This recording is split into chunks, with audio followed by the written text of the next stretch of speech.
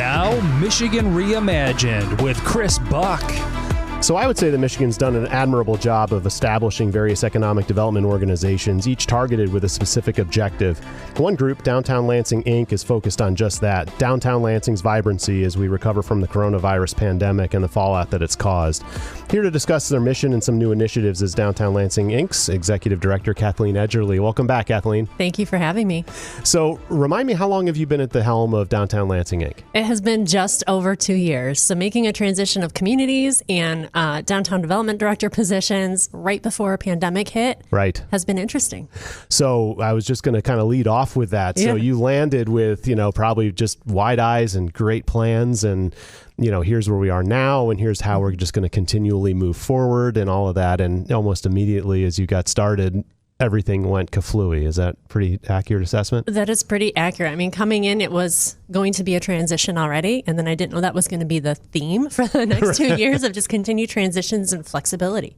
Well, I can tell you the brand has been out there like crazy. I mean, granted, I pay more attention maybe than the average citizen, but DLI has done wonderful things, and has been at the forefront and is a real advocate for positivity and kind of where do we go from here type of stuff. So, but for those who aren't familiar with Downtown Lansing Inc., talk a little bit about how you're established, who you answer to and what are you meant to accomplish? Of course. So Downtown Lansing Inc. is the leader of the principal shopping district.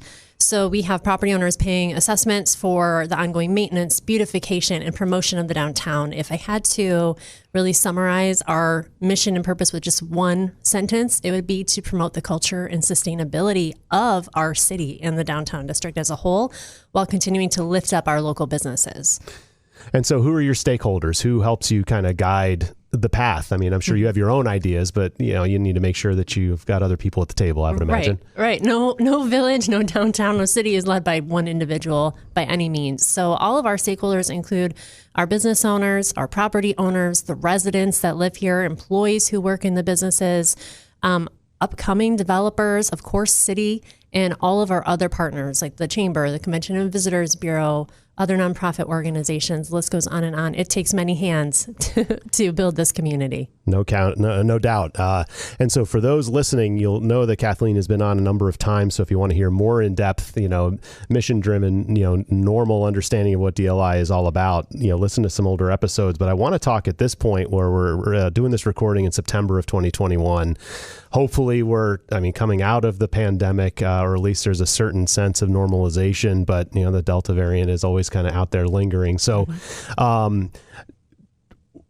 how did you respond initially, and kind of how has it been like just generally navigating the pandemic with the initiatives that you have had, and maybe share a couple of things that you've done that were maybe ad hoc or in direct response? Let's do this to fix this problem. Yeah. First and foremost, when the pandemic first hit and our team assembled, we were really focused on sustaining the businesses that were already here while providing hope and, optimism, right?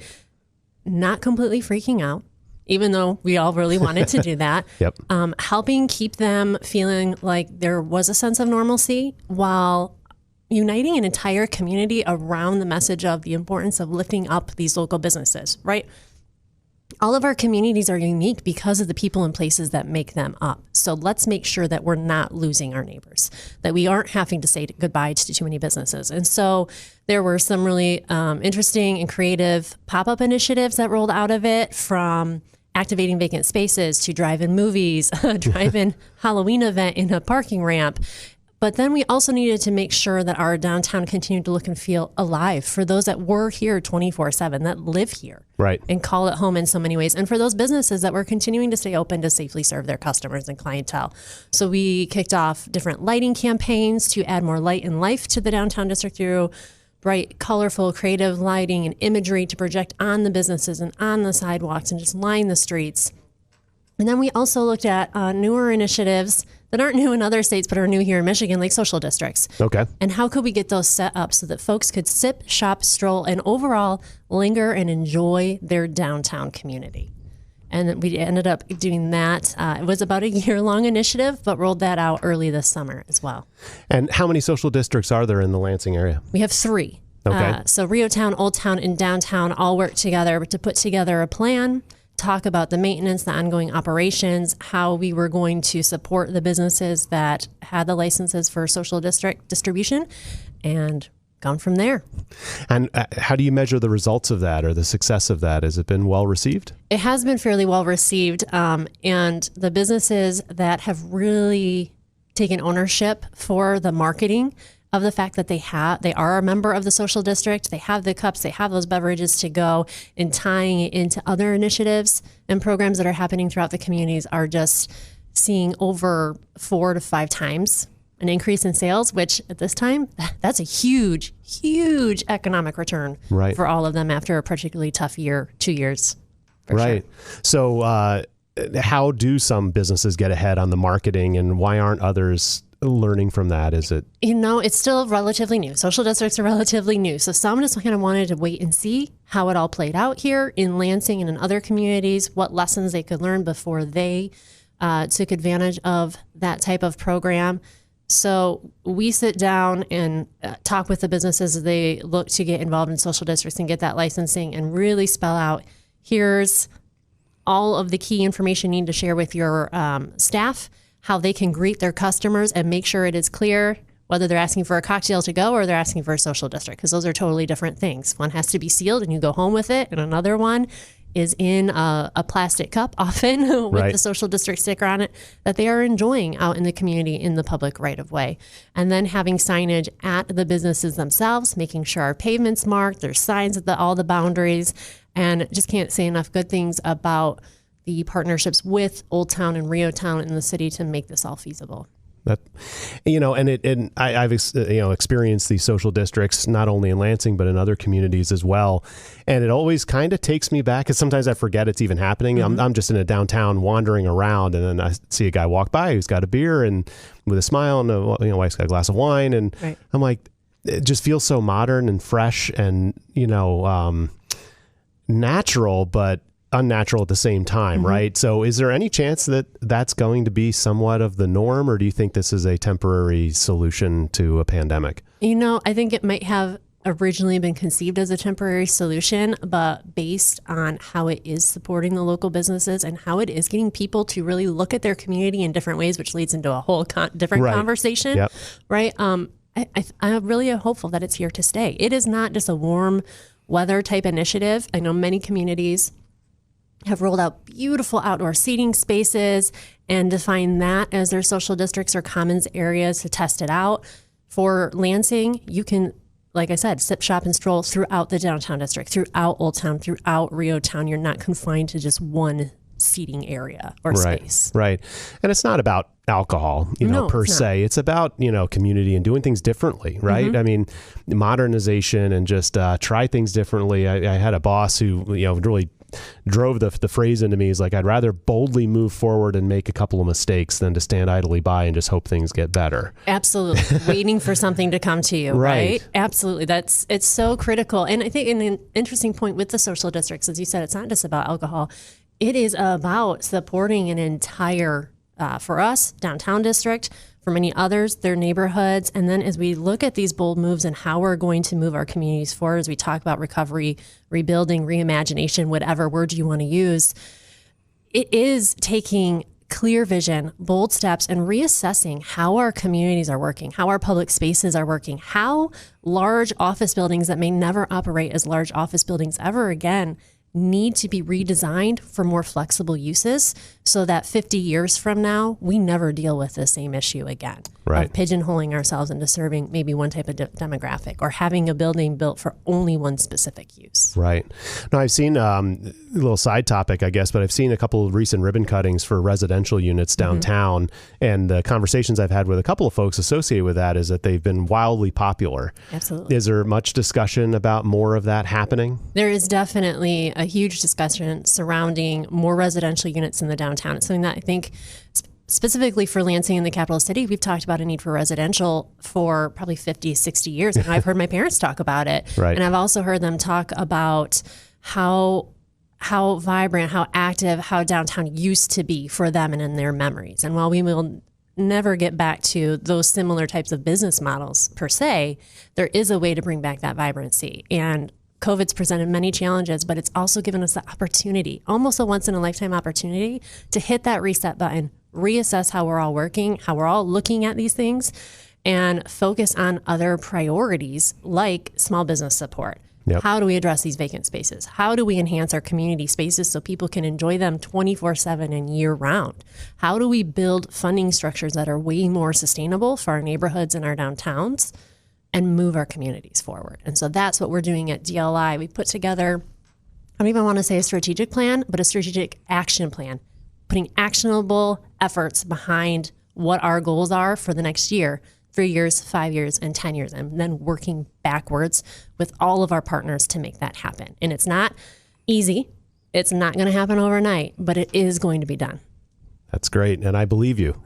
You've got a great team and great passion and great knowledge. So I've heard a little bit about a micro retail space that is, I don't know, is it coming? Is it an event? Or is it coming. Okay. Talk about that. More than an event. Absolutely. I'm super excited about it. So this also fit into part of our strategic action plan as we were looking at, one, our office move and ways that we could have more of a presence, physical and visual, on the street. We were looking at spaces that we wouldn't otherwise have looked at and decided we're going to take on that role of a small scale developer ourselves. And we are going to put our money where our mouth is, practice what we preach, serve as an anchor tenant in a long time vacant space, and then activate the majority of the rest of the space with an incubator, ultimately. Okay. So Middle Village was born. We are targeting retail businesses, again, diversifying our business mix and fitting that all into our vision and goals for Downtown Lansing and moving that forward. And so we're going to kick it off with more of a pilot holiday market. So Middle Village Retail Center for the holiday season, right on the main drag, South Washington Square of Downtown Lansing. And then come spring, once we get through the difficult winter months, roll out year-round contracts with up to 10 different vendors or merchants to fill that space. But beyond that, also looking forward to that future of addressing the vacancies downtown, helping empower entrepreneurs and startups and set them up for success and with a sustainable business model. So while they are in our retail incubator center, they are also going to be provided programming and training through our partners with LEAP and the SBDC and even the state so that they can build out their business plan, build that loyal clientele, focus on their marketing efforts, things of that nature. And then when they're ready to move into bricks and mortar, if they move downtown, that next phase is we have we'll offer up to $10,000 grants and small business support to help get them over that initial hump while simultaneously working with our property owners and putting together a revolving loan fund or incentive program to help them build out more flexible spaces so that it benefits both the small business owner as well as that property owner who needs the rent as well. So people can see themselves in those spaces. They can see different uses for them. They're not walking in and seeing the giant price tag it'll take just to get it to a usable space. Right. That's fascinating. Now, do you have the budget for that? Are you getting donations or do you have board members that are chipping in? How does that work? All of the above. I mean, except for we don't have the full budget for that yet. Right. So we've set an aggressive goal of raising $500,000 by the end of this calendar year. Wow. And then making sure that we increase our budget by at least $1 million through our corporate partners and investors. Recovery is not going to come from charity donations. It is truly going to take an investment and people saying, I believe in my downtown. I am committed to my downtown. I'm willing to do the work, because it is going to be work, to turn into that community that we all know it can continue to be and even grow into more of a thriving and active downtown where people want to be at all hours of the day. So, we're working with a lot of partners on that. We're building these different funds. There's 4 different tiers. And so far, people are being really receptive and very supportive of that. So the merchants that you want to come and share that space with you, how are you going to vet them or communicate? Do you have people already kind of knocking on your door now that they're hearing about it? I'm hoping that'll continue to grow. We do have a few, and it's always interesting, and I love it. We're the capital city, right? So anyone throughout the state should see that they have a home here and a place here, and that this is their capital city. So we're not just searching for folks who are already in the Tri-County region around the Lansing area, but further out too, who need an additional point of sale, or maybe they just need a little nudge to grow and expand their business. And this gives them a relatively low risk opportunity to do that. We do have an application process. We do vet it, again, through some of those partners that I listed before, and we are prioritizing the retail and really setting the standard for if you want to seriously get into business and you seriously want to open this, there is an expectation you have to have regular hours, right? Yep. You're going to have to start building out what your rental costs are going to be. And as I said, low risk, they're really just paying rent right now while they build up everything else and make sure that they have their insurance, they have their marketing budget, they have a budget for staff, build out things of that nature. So how can people learn more? What's the way to get this application process and just hear your story better? You know, the best place to go is downtownlansing.org, but also follow us at Downtown Lansing on Facebook. Fantastic. And is this all the from the ground up? This is all part of our from the ground up #indeed plan. Yes. Fantastic. Well, we've been talking to Executive Director of Downtown Lansing Inc., Miss Cathleen Edgerly. I just really appreciate everything you do for our community. I wish you nothing but the best. And everyone check out downtownlansing.org. Thank you.